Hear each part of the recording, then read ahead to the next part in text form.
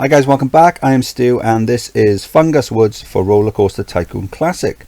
Restricted to only older style wooden rides, your challenge is to build a thriving theme park in Fungus Woods. Your objective, to have at least 2,500 guests in your park at the end of October year 4 with a park rating of at least 600. So, immediate thoughts then are that it's going to be quite a difficult scenario. 2,500 is quite a lot. And when you've only got older wooden rides, you don't have the benefit of the newer, exciting steel roller coasters, that sort of thing. So let's have a look then. We are charging for admission, so that's going to make things probably maybe a little bit more difficult, because we haven't got all the exciting rides. One thing that would be easier with the newer rides would be putting down flat rides, so there'll be less flat rides in this game because we haven't got all the metal ones. We haven't got the 3D cinemas, the top spins, the magic carpets, that sort of thing. So where is the entrance then? It's all the way down there, right? Okay, so the first thing then we're going to do is get rid of that because it's that merry-go-round, because it's so far away. Another thought then is that the amount of trees is going to make things more difficult and more expensive. And I know I've noticed this on other levels, is that when you can toggle off scenery, that's quite easy to do, but then as soon as you start doing anything else, it switches it back on, so you have to keep switching it back on and off, which is really annoying. So just in case any of the developers are watching, that would be really cool if you could have some sort of way of toggling it on and off, so it doesn't switch itself. So let's have a look at the rides then. We've got a lot of transport rides, we've got a couple of gentle rides, we've got, let's see, we've got side friction coaster, we've got a reverser, and we've got a wooden coaster. So all these fairly expensive really. I mean, side friction coasters are quite difficult to get something good out of. These aren't that expensive, but the wooden coasters are usually quite expensive. No thriller rides, some boring water rides, and a ton of shops. We've got a cash point, so that might come in handy then. Toilets, kiosk, all good stuff. Right, now this is actually my second attempt at this level. My first one, actually, I'll tell you what, better still, I'll show you where I got to on my first run. Okay, so this was my first run through. I came in, I put down a load of flat rides there. Then what I wanted to do is, rather than going for my usual 4x4 pathing, I wanted to do some bigger pathing, some 12x12 grids, and then that way then I could easily put down some 10x10 coasters and things in between. So I went for a big expensive coaster, then I put down these. We've seen these mine rides before, and these Wild Mouse, we've seen them before as well. But by the time I'd done all that, and I got a couple of my Virginia reels over there as well, by the time I've done all that, I'd used up all my loan, and then the initial surge of guests had started to so we're doing well at the start, 8,000, 7,000, and then all of a sudden it started to dwindle, and then I didn't have enough money to plow back into newer rides. So this was October year 2, halfway through the game, only 1,400 guests. So I figured at this point I'm going to stop, I'm going to restart it, and I'm going to learn from my mistakes. And one of the things I did learn is what rides we had here unlocked and also in here, so that would give me a good head start. So what I decided to do was build a few of these rides already. Now, I've never built one of these soapbox derby races before, so I had to go out one of them, and I built a few of these ready as well. So what I did, I opened up the ride designer, I started a brand new workspace, and then I made quite a few rides. Then I'll show you them now. Okay, so this is my Fungus Wood ride designer. So the first thing I did then is I laid down a 12x12 grid, and then I built a couple of these wooden mine rides. So then what I did is I saved it with the whole path around it. Then I saved it again under a different name with just the paths, not the brown paths, just the exit and the entrance paths. That way then, when I go into the game, I can put down the first one, which has got the whole brown path around it, and then I can put down the second one, the mirror image, next to it. So I am going to fuss about, and these cost probably around 3,000 each. So I got 3 different designs there, and then I did something similar with the mouse. So I got 2 different designs there. I built a reverser ride as well. So I've got one of those, and then I had to go at the soapbox derby. I've got 2 of those there, and then I laid down some flat rides ready. So what I did was these are just the merry-go-rounds. So I'm going to do that, and then as and when new rides become unlocked, I can replace them. And then later on in the game, some log flumes were unlocked. So what I did was I came back, I saved it, came out of it, came in here, knocked a couple of these up, went back in, and played about with it. The Virginia reels, they're already, I've used them before. I did try doing them inside the paths, but in the end, when I was playing the game, I just put them down without the paths. So let's go back to the game, and we're back. It's still March year 1. So what I've done then, I've come in, I've done 4x4, just 2. I'm only going to use 2. This is going to be like my entrance plaza. I'm going to put down a load of shops by here. I've got rid of the merry-go-round. I no entry signed the paths, brought them back. What I did as well is I reduced the price down to free. Then I closed the park as well, because on the first run through, pretty much within the first week or so, after I deleted the merry-go-rounds, I won an award for the worst value park. Now that surely did, well, it wouldn't have done me any favours, put it that way. I'm sure it would have negatively affected the amount of guests coming into the park. So I've done it this way in order to avoid that award. So what I'm going to do now is I'm going to place my first rides down. So this is what I designed in the switch the scenery off. So this is what I designed in the workspace. So I'll show you how I'm planning on doing this now. So we place the first one down, and as you can see, the scenery is toggled back off, so that's really annoying. And then I'll come back in and then go back onto it, and then what I'll do is, so I've just got the entrance path, and then I'm lining it up to there. So there's my second one done. It toggles off again, like I said, really annoying. Really cool if there was a way, maybe have a floating switch up here. So a floating switch, and then maybe you could configure it yourself as well as to what ones you want to be able to toggle, and you just press it and it stays like this until you press it again. That would be perfect. So yeah, so I'm going to do a couple more here then in each corner, and then later on in the game when other rides unlock, I can swap them out.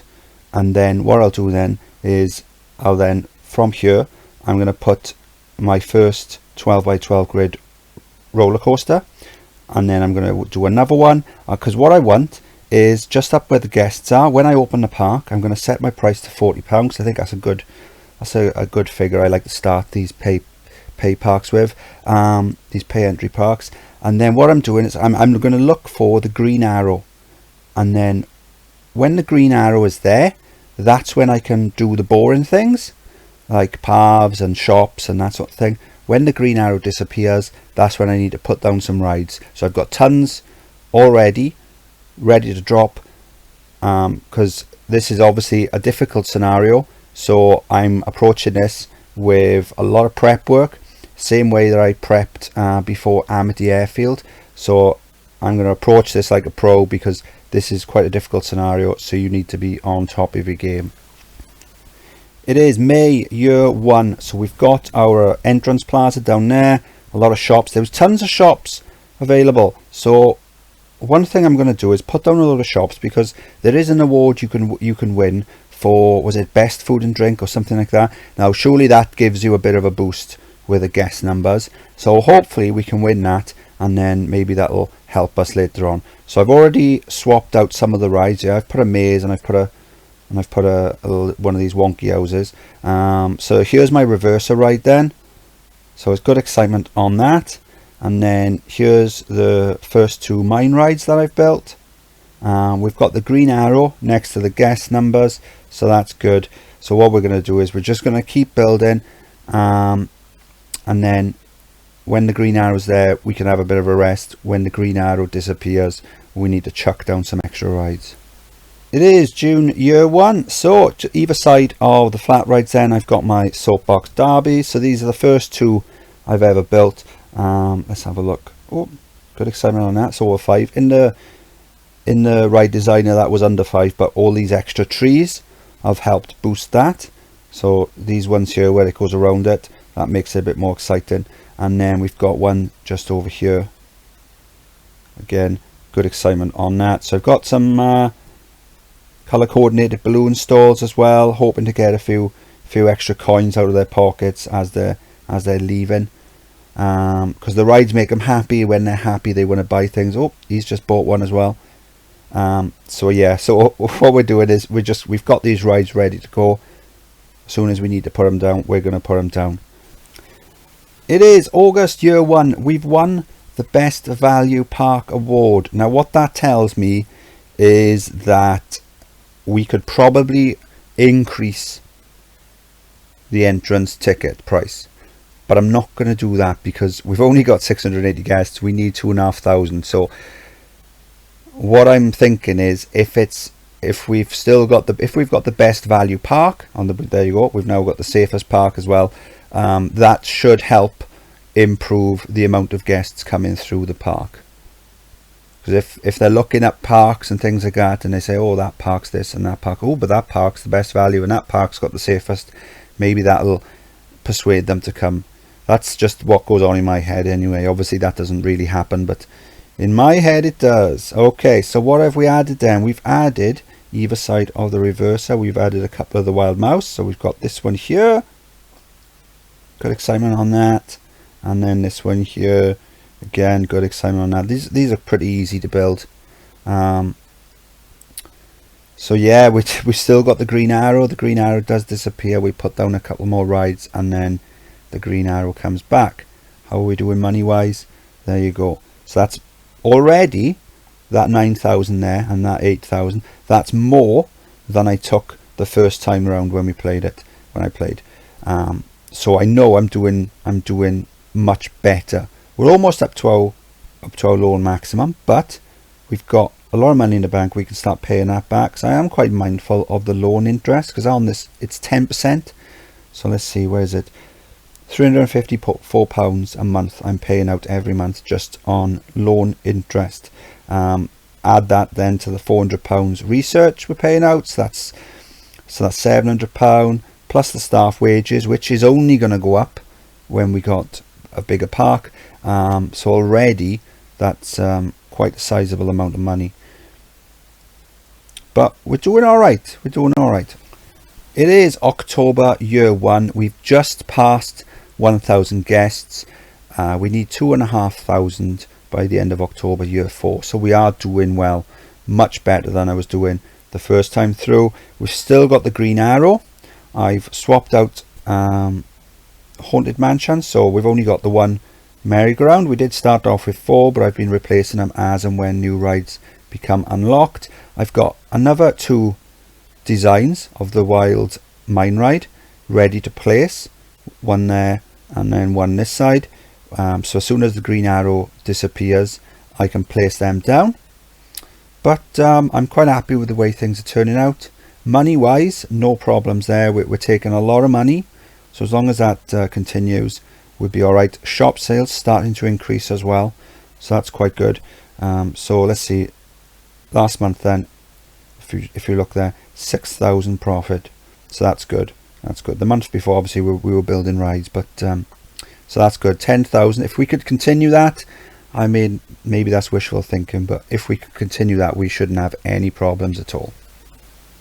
It is April year 2. We're about halfway towards the goal.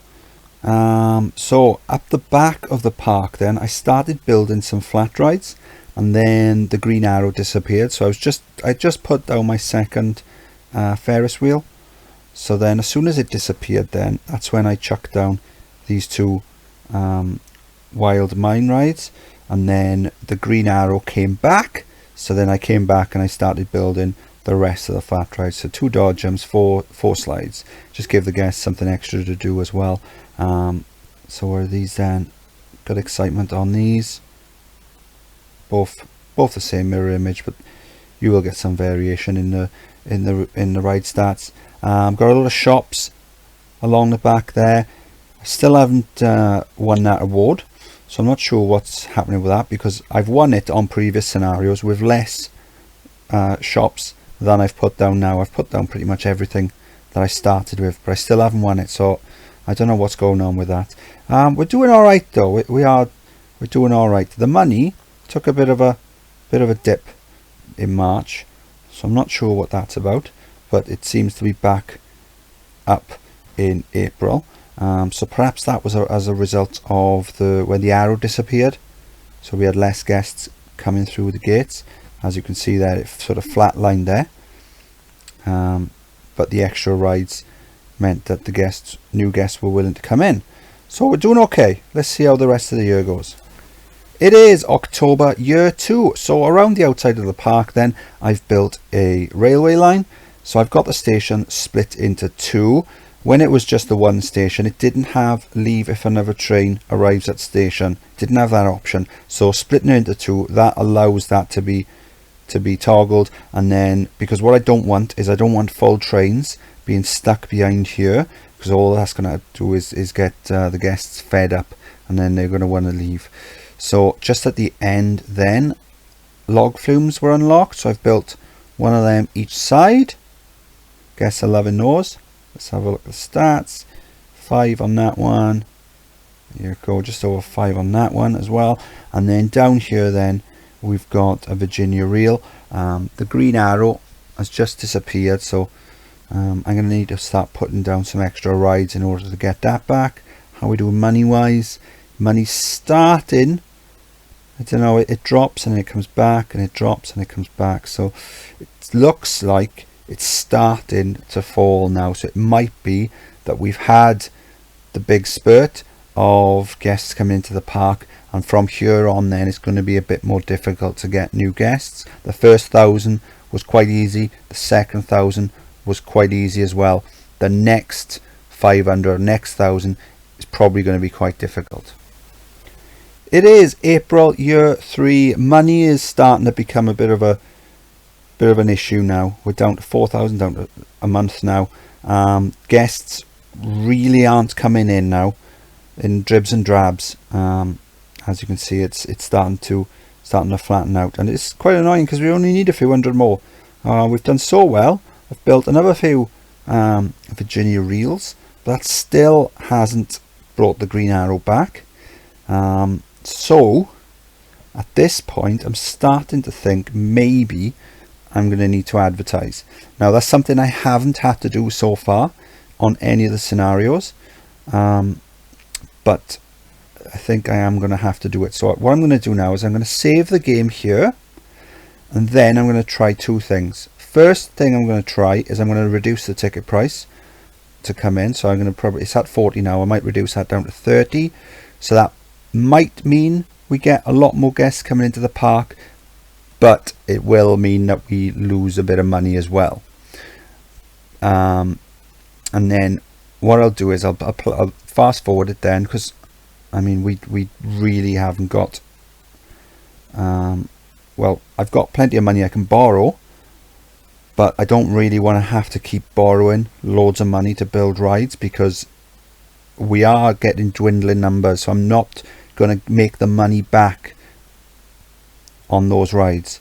So I'm going to run it on fast forward just to see how that one works, and then if it doesn't work very well, what I'll do is I'll load this save back up, and then I'll advertise. So what I'll do is I'll go in and I'll advertise the last but one here, advertising campaign for the park. I'll just do that one, and that should see me over the 2,500, and then from there then I just need to ensure that I don't lose a lot of guests. I'm not going to do free entry to the park because that would be counterproductive. I wouldn't do free rides because the rides are already free, and that's just going to leave the guests upset. Same again with half price entry. I wouldn't do that because that's going to be counterproductive. It's going to lose me money. Food or drink, no, I don't see the point in that because the guests are already in the park, and I'm not going to advertise any ride. So if I do advertise, it'll simply be advertising campaign for the park. It is October year 3, so I fast forwarded, and in the end we had about 2,300 guests. So I loaded the save back up, and then I advertised. So I was just using so it's missing there, so I was just using the advertising for the park, and then that shows up then in marketing. So there's 1,700 there, 2,100 there. So it's quite expensive, but it does add. So as you can see, the park entrance tickets, it has increased. And then at the back of the park, then I've started building a large wooden coaster. I have built it actually. I'm starting the second one now. So it's very simple design. It goes up, it comes down. There's a block brake just up there, because when I build the second one, that's going to come on the inside. Now, because it's on the inside, it's going to go around the corner quicker, but the block brake should mean that they both stop and then they both start at roughly the same time. So it should mean when they're racing along the back section, they're racing together. So what I've got then, just off here, I've got the exits for the second coaster. That's going to come and it's going to exit the same way as the first coaster. So I've got a balloon stall, hat stall and t-shirt stall. I've got the, let's have a look, I've got the on-ride photo up to £4. They're more than willing to spend that. So as you can see, they're buying it, and then as they're coming by, they're buying a balloon, buying maybe a hat, a t-shirt as well. So even though the ride is free, I'm still getting a good amount of money off these guests. And then I've got a cash point just down there, because if I've taken their money, I want them to go and use the cash point as well. Only 84 guests per hour using that one. The one down here by the entrance, that should be busy as well. There you go, 144 using that one. Total guests used it, 637. This balloon stall here, when I first built it, I set it to white, and then I was looking at my stalls just now, because I was just trying to get every bit of money that I possibly could. Let's have a look. What am I looking at? There you go, profit.